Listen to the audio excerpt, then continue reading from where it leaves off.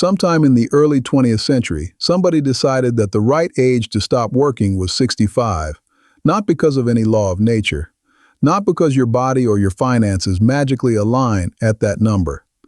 The age 65 became the retirement standard largely because of pension policy and Social Security design decisions made generations ago when life expectancy and the economy looked completely different than they do today. And yet, almost every working person alive today has quietly accepted that number as if it were carved into stone. You will work until 65, then you will be allowed to stop. Here is what nobody tells you. Retirement is not an age. Retirement is a number.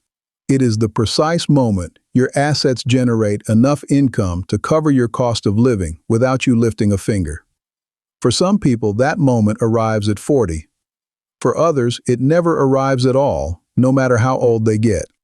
The calendar has nothing to do with it. Today, I'm going to show you the actual math that determines when you get to stop working. And I promise you, by the end, you will never look at the number 65 the same way again. Let me start by reframing what retirement actually is. Most people think of retirement as a reward for surviving long enough. 40 years of labor and then a gold watch and permission to rest. But financially, retirement is something far simpler and far more precise. Retirement is the moment your passive income equals or exceeds your expenses. That's it. That's the entire definition.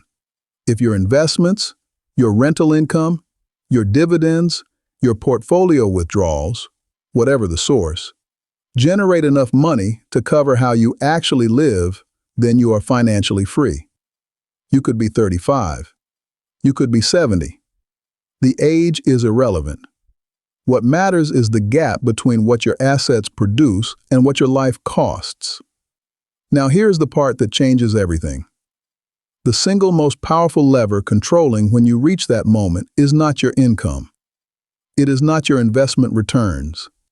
It is your savings rate. The percentage of your income you keep and invest rather than spend.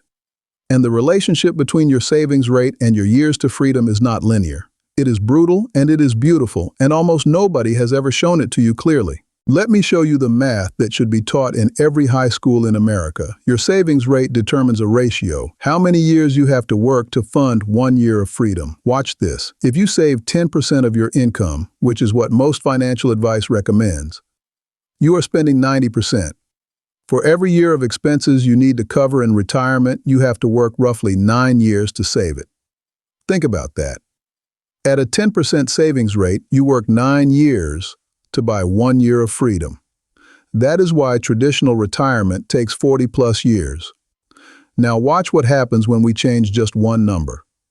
If you save 25% of your income, the ratio drops dramatically.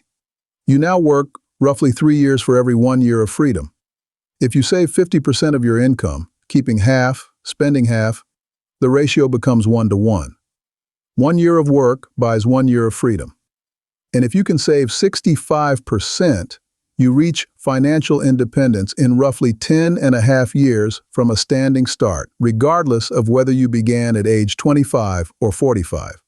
The number 65 never enters the equation.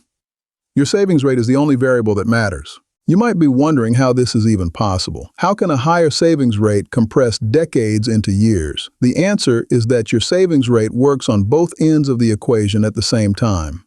This is the part that almost nobody understands. When you increase your savings rate, two things happen simultaneously.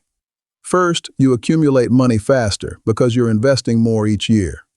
That part is obvious. But second, and far more powerful, you lower the total amount of money you need to be free in the first place. Think about it. If you live on 90% of your income, you need a large pile of assets to replace that lifestyle forever. But if you've trained yourself to live happily on 50% of your income, the pile you need to replace it is dramatically smaller. A person spending $30,000 a year needs roughly $750,000 invested to be free under the 4% rule. A person spending $80,000 a year needs $2 million. Same freedom. wildly different finish lines. So when you cut your spending, you are simultaneously sprinting toward the finish line and moving the finish line closer to you. Both at once. That is why the math is not linear. That is why it's brutal for big spenders and beautiful for disciplined ones. So why does the number 65 persist? Why does almost everyone still organize their entire life around it? Because the number 65 serves a system that benefits from your labor. Think about who gains when you believe you must work until 65. Employers gain 40 years of your most productive output. The financial industry gains 40 years of fees on accounts you're told not to touch. The consumer economy gains 40 years of a worker who spends 90% of their income, keeping the spending engine running. Every major institution in your financial life is structurally incentivized for you to keep working and keep spending for as long as possible. None of them benefit from teaching you that a 50% savings rate could free you in 17 years. So they don't teach it. They teach you to save 10%, to celebrate the gold watch at 65, to define success as a corner office rather than a calendar you control. I want to be clear and fair here. This isn't a grand conspiracy with people in a room plotting against you. It's simply the natural result of incentives. The system isn't evil. It's just indifferent. And an indifferent system will quietly extract 40 years of your life if you let it operate on default settings. The number 65 isn't a lie because someone is lying to you. It's a lie because it presents a policy decision as a law of nature, and you've been paying the price of that confusion your entire working life. Now, I have to be honest with you, because I'm not here to sell you a fantasy. A 50 or 65% savings rate is genuinely difficult. For many people on modest incomes with children in high cost of living areas, it may not be realistic at all. I'm not going to stand here and pretend that everyone can simply choose to save half their income. That would be insulting to the reality many people face. So let me give you the honest, useful version of this truth. You do not have to hit 50% to benefit from this math. The point is not the extreme. The point is the direction. Every single percentage point you move your savings rate upward pulls your freedom date closer, and it does so more powerfully than almost anything else you can do. Going from a 10% savings rate to a 20% savings rate doesn't just double your saving. It can cut roughly a decade off your working life. You don't need to become an extreme saver living on rice and beans. You need to understand that the lever exists, that it is the most powerful one you have, and that nudging it even slightly changes your entire timeline. Most people never touch this lever because they never knew it was there. Now you know. So here is what I want you to do. First, calculate your real savings rate, not what you think it is, the actual number. Take everything you invested and saved last year, divide it by everything you earned after tax, and multiply by 100. Most people have never done this calculation once in their lives. The number will surprise you, and probably not in a good way. Second, find your freedom number.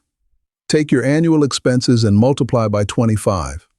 That is roughly the size of the portfolio you need to be financially free under the 4% rule. Now you have a target that has nothing to do with your age. Third, pick one lever and move it this year. Maybe you increase your savings rate by 3%. Maybe you resist the next lifestyle upgrade and route that money to investments instead. Maybe you simply automate a higher transfer the morning your paycheck lands. Small, deliberate, repeatable.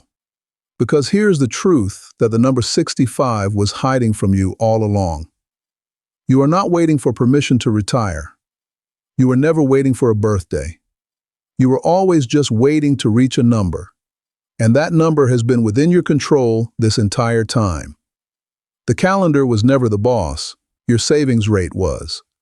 Stop counting the years until you're allowed to stop. Start building the number that lets you choose. Choose carefully. Your future self is watching.